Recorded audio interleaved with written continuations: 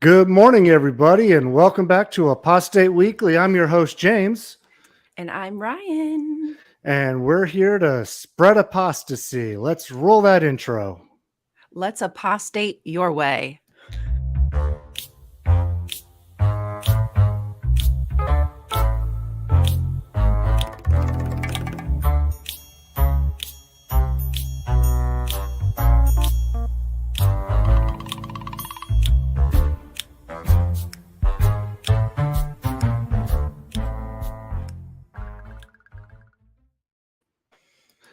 I love it. So news has been busy again this week, as usual. Yeah, and I'm sick. I'm sick You're about sick? it. I'm Oh, sick I, over I it. thought you were like literally sick. Oh, well, I'm sick, but I'm Well, I talking mean, about like I'm sick to my stomach I about, meant physically, not mentally, okay? okay, fine. That's fine. But I'm even still, healed. if it is mentally, please take care of that as well. It's just as Trust me. important. So It's I good. don't It's want good our for you. viewers to think that I think lightly of mental health. It's very important. Very important. We Otherwise, understand. you'll end up like Screw yourself. these idiots that I have for our first story here, Oh, coming out man. of Harrisburg, Pennsylvania. Let me Mm-mm. get my screen shared here for a moment. I'll be looking for it. See here. I'll just share my entire screen. Good morning, Ryan. Saying good morning to yourself. Hey, I got to be kind to myself, don't you think? That's right. I was just saying that, wasn't I? Got to be kind. All right. Can you see the Yes, I can see it. I wish I did not see it, but I absolutely can see it. all right. So again, out of Pennsylvania, we just had like 18 of these perverts last year that were caught and charged with, abusing children sexually within the Jehovah's Witness congregation. So we got five more here out of here. And I'm just going to go ahead and read off a little bit of what their charges are, because this is just absolutely insane.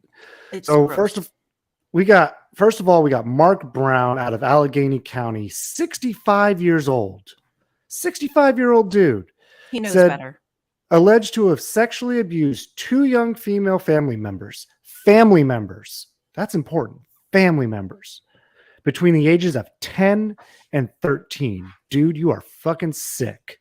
Disgusting. And he was also the legal guardian of these kids.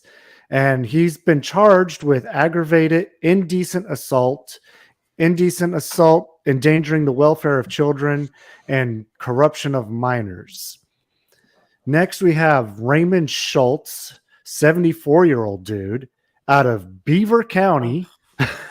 That's a funny God. county name. Yeah, Beaver. And he is alleged to have sexually abused female family members between the ages of 5 and 7 years old. Those poor kids. Jesus. Yeah. He says he's been charged with aggravated indecent assault, endangering the welfare of children, and corruption of minors. Next, we got our youngest one out of the bunch at 42 years old out of Lancaster County. I'm going to probably butcher this name, Abimiel Valentin Matos. And he is alleged to have sexually assaulted a 15-year-old girl while supposedly courting to eventually marry, even though he was, more than twice her age. Jeez. Wait, whoa. Yeah. Oh, Jesus Christ. Yeah. See, that's what happens when you start to narrow down the dating pool and you can only date inside of your congregation or your religion. You're set up to fail. This is horrific. Oh, absolutely. And I mean, I've heard of instances where these really young girls will marry these really old guys within the congregation. And just like you said, their options are so limited. Mm-hmm. I mean, yes, I'm going to get a little silly right here, but there are girls that have kinds of kinks and everything, but those are few and far between. And probably not as widely presented like it is in the world versus, in a congregation. The Exactly. behaviors are just so different inside of the congregation. I had a friend I want to say when I was probably 18, 19, and she was my age. And she started dating a man in the congregation who was like 40 something years old. Oh, And wow. it was just accepted. And again, like age is just a number. I understand that. There are, I'm sure, times in people's life where they meet, they have no idea of the age, but they just hit it off. I completely understand. Oh, But you're yeah. talking about a congregation where a dude has watched this little girl grow up, right? Hmm. He's been in Yeah. our congregation. He's watched us grow up. And it's like, oh, as soon as she was legal, Well, yeah, not even that. As you know, at 15 years old, that's not legal in most states. right. No, but again, depending on the culture of the congregation, some people Exactly. might think that that's an appropriate age to start dating and prepare for marriage. I'm not saying that Yeah. I agree, but Oh that's just no. how it goes. I totally get what you're saying because like I look back when I was dating my wife, okay? She was 18 the day her birthday was the day that I started dating her, okay? And I was 21. So I mean, our age gap was only 3 years. That I can definitely see. But when you start getting these 10, 15, 20-year age gaps, you've got quite different life experiences and two totally different people raised in two totally different generations, especially Mhm. right now, you know? And so it's just I don't get it, but you know, teach their own on that, but still I don't agree with the underage part of it. That's for sure. Absolutely not. Right. That's where a line needs to be drawn in the sand and just unacceptable. Exactly. And even in a court of law, a girl at 15 years of age, if she is sexually assaulted, she is not able to consent because she is not of legal age. Exactly. So it Exactly. doesn't it doesn't matter if she tries to say, "Oh, but I love him," or this or that, or yes, I wanted to do it all. Right. No, you're not of legal age. You cannot consent. Period. Uh, That's why that's why there's such thing as like statutory. Exactly. Because a child can't consent to sex, a child can't consent to being baptized, but they No. still do it. I mean, at at 15 years old, you can't join the military, you can't sign a contract, you can't buy a house, you can't drink, No. you can't do anything that legal age adults can do. So why? So it's no different really with sex. You can't consent to sex because you're not legally old enough in the eyes of the law to consent Mhm. to these things. You don't have the capacity, and I Yeah. oh god, help us Yeah. all. Sad. Anyways, moving on with the next Move. couple guys. This next guy, Kevin Isovich. I think I said that name. I don't know. I prefer to pronounce it is a bitch, but you know, Yeah, I think that sounds right. Kevin is a bitch. I think we Kevin is got a that right. bitch. Kevin is a Yeah. bitch. Kevin is a bitch, 51 of Butler County. He's alleged to have sexually assaulted a female family member who was 9 years old. Is a bitch has been charged with rape, aggravated indecent assault, endangering the welfare of children, and corruption of minors. Jesus. And our last one, God, these are hard to get through, man. I tell you I what. know, and it's disgusting. Our last one, Norman Avalis, 44, another one out of Lancaster County, is alleged to have molested at least 3 young children between the ages of 5 and 10. Avalis, here's a key one right here, was an elder in his congregation, which helped him gain the trust of many parents and afforded him access to their children. Avalis has been charged with aggravated indecent assault, endangering the welfare of children, and corruption of minors.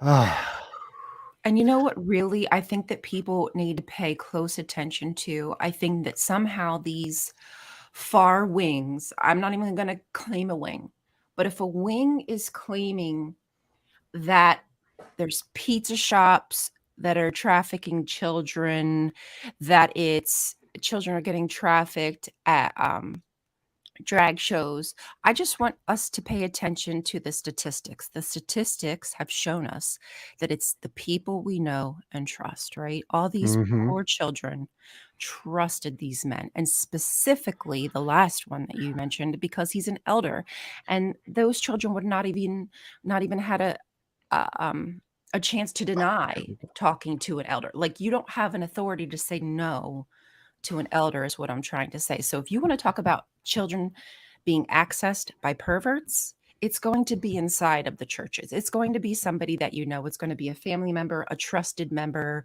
a part of the congregation. And the statistics back me up on everything I just said. Exactly. Now, the Attorney General's office in Pennsylvania is committed to doing what they can to stop this from happening and protect these children. I wanted to bring this out right here. I highlighted it on the screen about the child line and the Attorney General's hotline in Pennsylvania. So anybody who lives in Pennsylvania, get these numbers down. If you know anything about it, please call and tell them what you know and help these children out. Yeah. So L. Ron Hubbard, we were just discussing that in Pennsylvania, there's been another group of men, Jehovah's Witnesses, that have been charged with sexual assault. Last year we had some, and here we go. Looks like to me another set of men that are being investigated for assault. And these are Jehovah's Witnesses, people who have power in the community taking advantage of children. Mm-hmm. So we're just shining a light on the travesties inside of high control religion. Yeah. I'm sure you And probably know L. Ron Hubbard. You know all about that. yeah. Scientology. Yeah. And they are travesties, especially when it comes to our children. They're our future, they're our generation. They do not deserve to be treated like this. And then to have to go through a lifetime of emotional trauma and depression and everything that comes along with it. It doesn't just Right. go away just because you grow No, up. You don't get over these things. These things follow you your entire life. And that's absolutely. what makes this especially heinous. Yeah, because unfortunately people are like, oh, Jehovah's Witnesses, they're such nice people. And this isn't me claiming they're not nice. What I'm claiming is they're easily fooled. They're gullible. They trust these men, they trust these people to be doing the right thing. And they're just not, because they're all out for opportunity, money gain. The organization I'm talking about, their goal Hmm. isn't to protect children. Their goal is to get money. So Yeah, we have to make exactly. sure we let people know that even though they have these smiling, friendly faces and they come to your door with good news, it's bad news. This is the Yeah. news that's the news we need to spread. Yeah. It's not good news that they cover up and protect and harbor pedophiles within their ranks. That's definitely not Absolutely good not. news. And for anybody who does have them knock on your door, we want you to be aware of what actually goes on and not what they are going to tell you at their doors, because they won't ever tell you about these things happening from within, because they're just as brainwashed to tell you that it's not happening as anybody who's inside a cult. Absolutely. Unfortunately, you can't trust the source. Yeah. I hate to be so rude about it, No, but the you fact really of the matter is can't. you can't. I mean, part of why we are out of the organization is because we stopped trusting the source of information that we were getting from them. So we Indeed. started doing our own research and finding out, whoa, we have all these other sources that are credible that we know, hey, this is legit. And all these things like, wow. And anybody Right. who's out there doubting or questioning, please look outside, because your organization ain't going to tell you. When you've grown up like me, honestly, feeling confused a lot about doctrine and where I fit in and how this is all supposed to work, when things finally start to click for you, when you search out the truth for yourself, when things make sense, it's such a good feeling because you're so accustomed to just nothing ever aligning like it's supposed to. It's easy to tell the difference between a lying organization and a group of people who are trying to do the right thing and have good big open hearts, and we're not making a penny off of this, No. right? We're not. This is because we care about people, we Yeah. care about each other, we care about community, something that they don't. Point All blank. all the equipment I have in my studio has been paid for by my dime. I have no Patreon. I have Nope. no monetization on my channels at Well, I do. all. Well, boo hoo. Well, you got more than 1,000 subscribers too on your one. At $5. But you're probably just getting ad revenue though. Yeah, that's it. It's just Yeah, ad and revenue, see, so it's I'm not. okay with that because you're not taking it out of other XJW's pockets. Nope, but look, I'm not telling anybody what they can or can't do. I just, at this Right. point in time in my life, I'm happy to just have a platform to alert people to the dangers. Exactly. But yes, this is all our own money, all this equipment, everything is because we have a purpose. We have a goal in life now. And our own time. And by the way, don't forget to turn in your time report at the end of the show. No. Oh, yes. Okay, hold on. 18 minutes. Let's just round that up to 20. Have 20 minutes of apostasy this month. Ooh, I need to get my hours up. Yeah. I gotta start practicing. You need to become a regular apostate pioneer. Well, I'm trying. Did you see the tweet last night of, how about I just add it to the stream real quick? Just give me a second. I'd like to add this to the screen because I don't know if anybody has seen it. But I just saw it this morning about the way that the Jehovah's Witnesses kind of manipulate, I guess we could say. Mm-hmm. Right. Which one is this? There we go. Share. Is that up on the screen? So this literally, like, this just happened. And this is what the Jehovah's Witnesses do. Yes. Yes. Devastating earthquake strike Turkey and Syria. Is the end coming? What should we do? What does the Bible say? It is this is how they gain people, is fear. What kind of loving organization just throws travesties into their papers to twist it into something that will make them look good? Who does that? On top of that, okay, you could talk about these travesties all you want. That's fine. However, I have a big issue with how the Jehovah's Witnesses handle these tragedies, because when they go in to help people with, rebuilding or whatever it is, they're with the disaster relief, they're not helping anybody but their own members. And then on top of that, it's been proven time and again that when they do help their members, if they have any kind of insurance policy or whatever, they want those members to then take that money and give it back to them from their insurance policy. So it's all just a scam to solicit that, hey, we help in disaster relief, when you're really not doing anything. No, they're not doing anything to help anybody. They have billions. They have so much wealth and resources.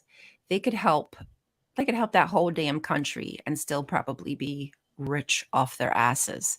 But exactly. That's not what they're going to do. What's going to happen is, if there are any Jehovah's Witnesses who live in Syria and Turkey, they will be the ones to gather up the crew. They will be the ones to gather up food, resources.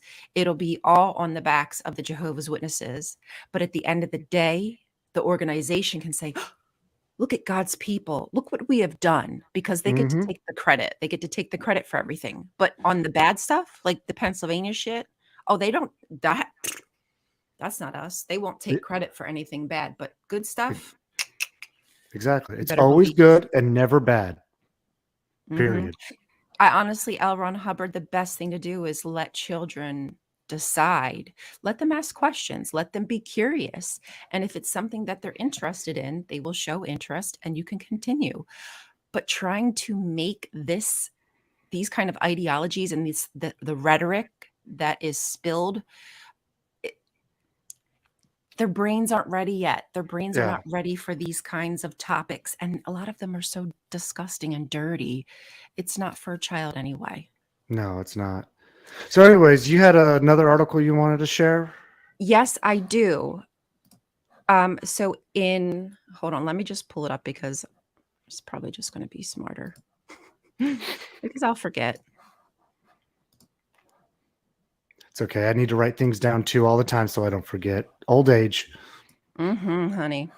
All right. So this is Megan Hunt. She is a queer member of the community, and she's a state senator in Nebraska. She has proposed an amendment to a bill that would, okay, I think this is hilarious because I think she's basically punking some of these Republican senators. She proposed an amendment to a bill that would ban minors from attending church camps and the like, where children get indoctrinated into high control religions. The bill, which was LB 371, was introduced by Republican Senator Dave Merriman. And this is his claim: drag shows and drag show performances, etc., are inappropriate for children.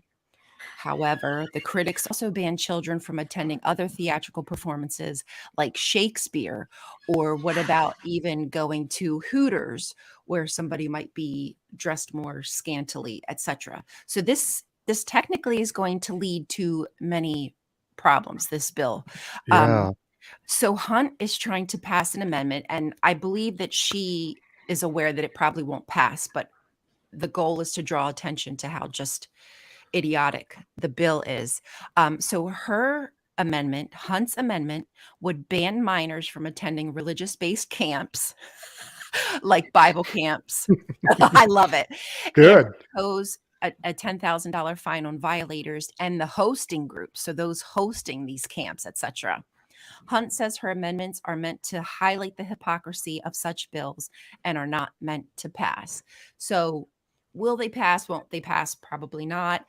But I think that she makes quite a statement in the fact that if you want these bills to pass, then you're going to have several issues.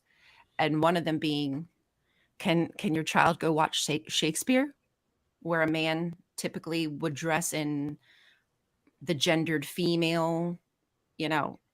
Oh yeah. Yeah. I just saw a meme the other day about it. Said something about how men dressed back in like the 16 and 1700s and how they had all the makeup and wigs and all that. And those were, your manly men. And nowadays, if somebody does that, it's like, oh no, that's terrible. It's like, well, what's the difference? That's just how it used to be. I've watched some old, I don't remember what year, but they're like black and white videos from like the army and stuff, Mhm. where they would dress up. The army guys, like for fun, would dress up and put on plays and things of that nature. It didn't have the stigma that people are trying to put upon it nowadays. It was typical. It was a stereotypical thing that happened at one point in time. People dressing in a certain Yeah. dressing, clothes, language. This is all a part of our culture, and it changes. It Yeah. changes often, just like our language, just like our slang, right? I probably talk different now than I did when I was 10, 11 years old, right? I'd probably say slang words now that back then I'd be like, what the hell does bussin' mean? Right? Because it's just music, clothing, everything changes. Yep. And the Bible tries to say so static. It's Yeah. just so stiff. It's gonna break. It's gonna break at some point. And the people who follow it stay static with it too when it comes to Very how they sad. think and act. So I wanted to bring out one last thing before we end our show today, okay? And I don't think you're doing it live, but you are going to be interviewing the lawyer. Is it the lawyer for the AEVTJ, the Spanish Association of Ex-Jehovah's Witnesses? Yes. So he's the Today. lawyer, right? Yes, so Carlos Bardavio is the lawyer, and he speaks Spanish. So thankfully, he got a translator who is also from the Spanish victims. So somebody volunteered from the Victims Association to do the translation for us today when I That's did the awesome. interview.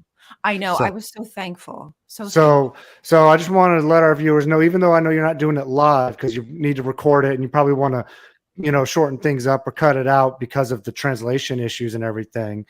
But keep your eyes open for this coming up on her channel on Ryan Cultastic, because this is going to be a great interview. I can't wait to hear what he has to say on this subject, especially since it's a story that we've been covering ongoing. I want to see what he has to say about it coming up. So you got that later today, and then probably how long till you get it dropped on your channel, would you say?